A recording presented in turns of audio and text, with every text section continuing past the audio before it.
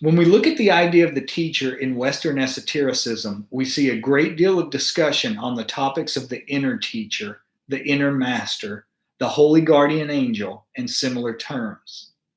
The inner master is none other than our own enlightened consciousness.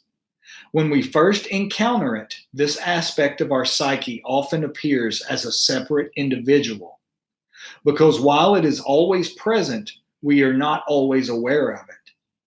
As such, we are separate from it in our daily life.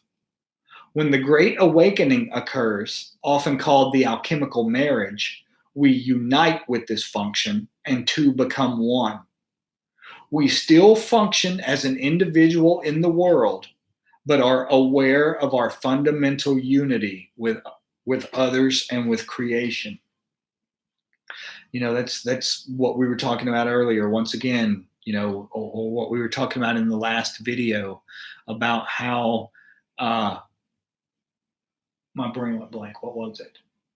Oh, how when you first attain contact with the HGA, there's a difference in establishing contact versus the union, versus the alchemical marriage. When you first establish contact, you're going to start receiving information. You're going to start receiving guidance, and it will come to you in a way that you would swear that this thing is separate from you. This thing is outside you. When it happened to me, there is nobody in this world that could have convinced me that I was not talking to God, that God was not walking with me and talking to me 24 hours a day, giving me things, showing me things that I would have had no way of knowing on my own. Like I said, I dropped out of school when I was in ninth grade. I was receiving stuff that there was no way in hell that I should have known, things I have never come in contact with, stuff like about the precession of the equinoxes and all this sort of thing. There is nothing anyone could have done that would have convinced me that I was not talking to God and that it was separate from me.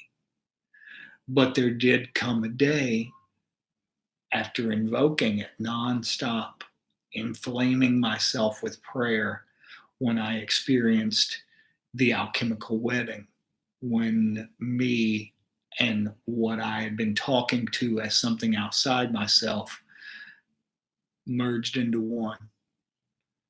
And then I knew that it really had been another part of me, that I had been establishing contact with a higher part of me.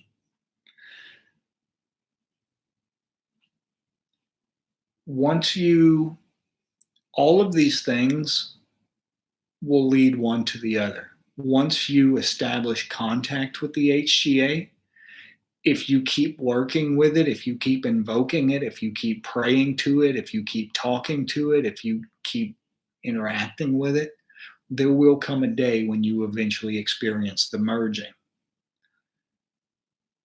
And that will lead you to the next step of the process, which is crossing the abyss. All of these things are like links in a chain that you will be led through one after the other. All you have to do, just like I was saying when we first started, is keep doing the work. If you consistently do this work, your questions will be answered.